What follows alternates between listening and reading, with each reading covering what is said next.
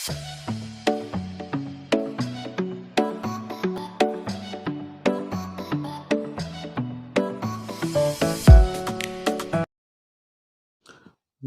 বন্ধুরা, legal literacy with Aniket চ্যানেলে আপনাদের প্রত্যেককে স্বাগত। নতুন বছরের শুভেচ্ছা জানিয়ে প্রত্যেককে আমার পাশে থাকার জন্য ধন্যবাদ এবং অভিনন্দন জানাই।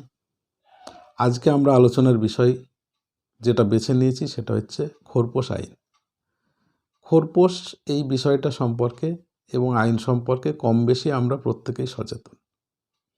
আমাদের কাছে সবচাইতে জনপ্রিয় যে খোরপোশ আইনটা আছে আমাদের এখানে ভারতবর্ষে, সেই আইনটি হলো ফৌজদারি কার্যবিধি অর্থাৎ CR.P.C-র 125 ধারার।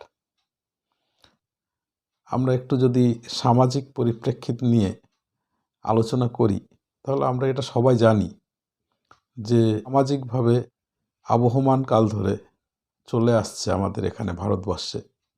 সেটা হচ্ছে বাল্যকালে তার সন্তানদের দেখবেন পিতা,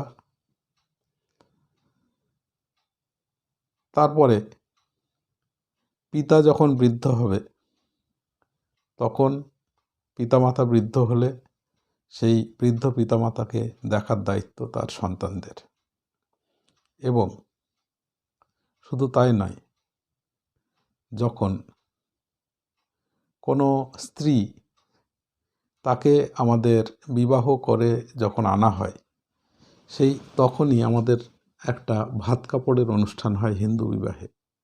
সেখানে বলা হয় যে আমি সারা জীবনের ভরণ পোষণ গ্রহণ করলাম। তো আমরা যদি সামাজিকভাবেই দেখি, একইভাবে আমরা যদি ইসলাম ধর্মে দেখি, সেখানেও স্ত্রীকে ভরণ পোষণ করার জন্য একটা চুক্তি হয় ইসলামীয় বিবাহ রীতিতে। সেখানে তাকে সারা জীবন ভালোভাবে রাখার প্রতিশ্রুতি দেওয়া হয় এবং সেই চুক্তি অনুযায়ী বিবাহ হয়। একইভাবে খ্রিস্টানদের মধ্যেও তার নাবালক সন্তানদের বৃদ্ধ পিতামাতাদের দেখার জন্য ধর্মীয় বিভিন্ন রীতিনীতি অনুশাসন আছে। আমরা আমাদের আইনটা আগেই আমরা জানিয়েছি যে it is nothing but a common sense, এবং মানুষের ভালোর জন্য আইন তৈরি হয়। ঠিক একইভাবে ভারতবর্ষের যে আইন, তাতে কেউ যাতে না খেয়ে মারা না যায়, কেউ যাতে অভুক্ত না থাকে, সেইটার জন্য কিছু আইন তৈরি করা হয়েছে, বাধ্যবাধকতা তৈরি করা হয়েছে। এবং সেই আইন অনুযায়ী সবচাইতে জনপ্রিয় যে খোরপোশের আইন আমাদের দেশে, সেটা হলো ফৌজদারি কার্যবিধির 125 ধারা। এবং এটি একটি ধর্মনিরপেক্ষ আইন। এখানে জাতি, ধর্ম, বর্ণ কোনো কিছুর বিভেদ নেই। সমস্ত জাতি, ধর্ম, বর্ণ, সমস্ত মানুষ এই 125 ধারার আইনের আওতায় আসবেন। বিভিন্ন ধর্মের তাদের বিবাহ বিশেষ করে এবং ভরণ পোষণ, এটা ব্যক্তিগত আইনের মধ্যে পড়লেও ভারতবর্ষে 125 ধারা একদম সেকুলার একটা আইন, ধর্মনিরপেক্ষ আইন, এবং এই আইনটি সবচাইতে জনপ্রিয়। এছাড়াও খোরপোশের জন্য আমাদের হিন্দু যে মেনটেন্যান্স অ্যান্ড অ্যাডপশন অ্যাক্ট আছে, এছাড়া আরও আমরা যদি দেখি বিশেষ বিবাহ যে আইন, সেই আইনে খোরপোশের ব্যবস্থা আছে। আমাদের যে হিন্দু বিবাহ আইন, সেই বিবাহ আইন অনুযায়ীও স্ত্রী সন্তানদের ভরণ পোষণের ব্যবস্থা আছে আইনে। একইভাবে আমাদের বেশ কিছুদিন আগে বৃদ্ধ পিতামাতা এবং বয়স্ক ব্যক্তি পরিবারের, ধরা যাক আমার জ্যাঠামশাই, তার কোনো সন্তানাদি নেই, তার উত্তরাধিকারী আমি। তাহলে তাকে দেখাশোনার দায়িত্ব কে নেবেন?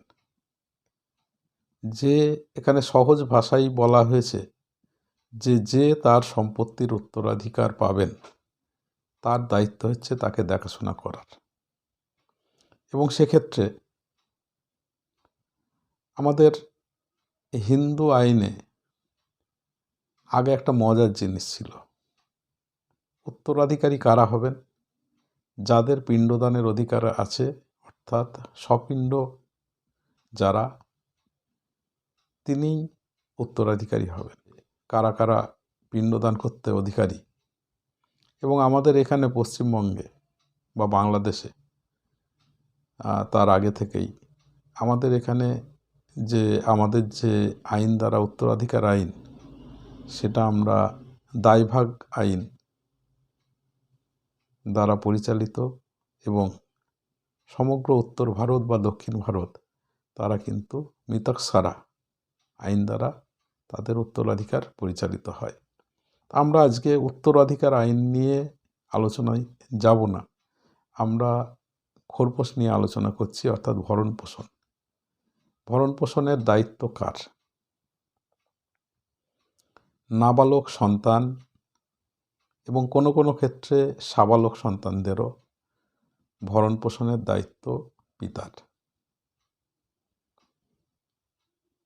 স্ত্রীকে ভরণ পোষণের দায়িত্ব তার স্বামীর। বৃদ্ধ পিতামাতাকে ভরণ পোষণের দায়িত্ব তার সন্তান, অর্থাৎ ছেলে বা মেয়ের। যদি নিঃসন্তান কেউ থাকেন, তাদের সম্পত্তির যারা উত্তরাধিকারী তারা তাদের ভরণ পোষণের মালিক। যদি দত্তক সন্তান কেউ গ্রহণ করেন, সেক্ষেত্রে সেই দত্তক সন্তানের সামাজিক যে স্ট্যাটাস, সেই স্ট্যাটাসটা হয় নিজের সন্তানের মতোই।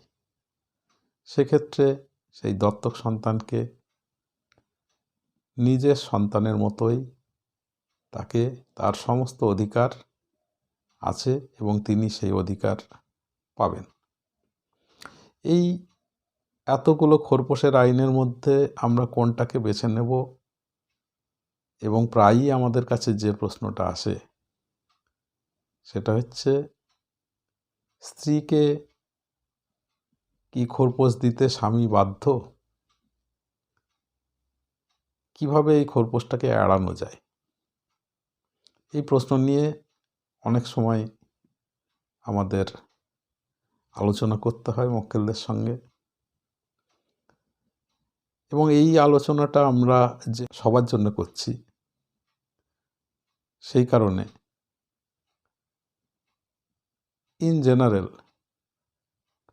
আমি একটা বলার চেষ্টা করছি, এবং মূলত আজকে আমি ফৌজদারি কার্যবিধির 125 ধারা নিয়েই আলোচনা করব। এই আইন অনুযায়ী 18 বছর পর্যন্ত পুত্র সন্তান তিনি বাবার কাছ থেকে খোরপোশ পাবেন।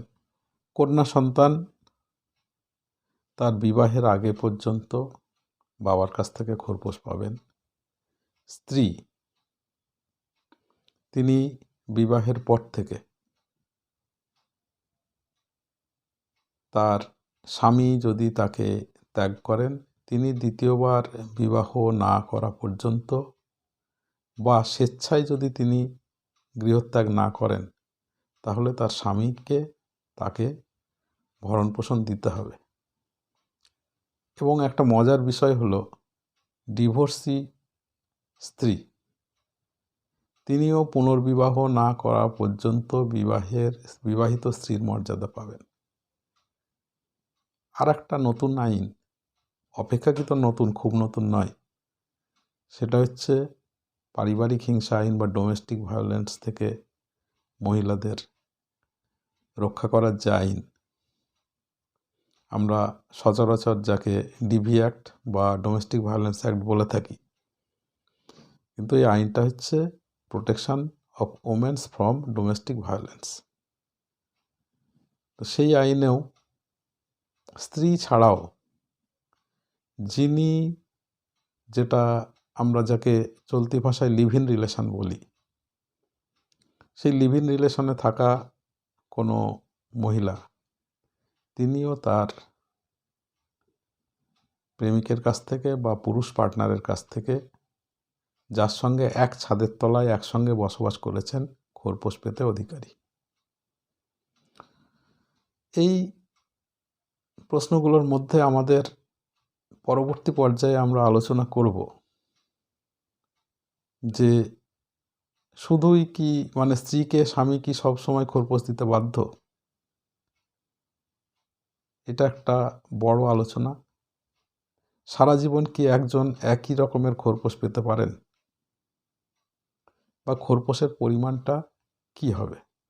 অনেক সময় দেখা যাচ্ছে স্বামী স্ত্রী দুজনেই রোজগার করেন, সেক্ষেত্রে খোরপোশের পরিমাণ কি হবে? এগুলো নানা প্রশ্ন আমাদের মনে বিভিন্ন সময় ঘোরাফেরা করে। আমরা একটা ভিডিওর মধ্যে সমস্ত উত্তরটা আজকে দিতে পারছি না। তবে যেহেতু আইনে সমানাধিকারের কথা বলা আছে, সেক্ষেত্রে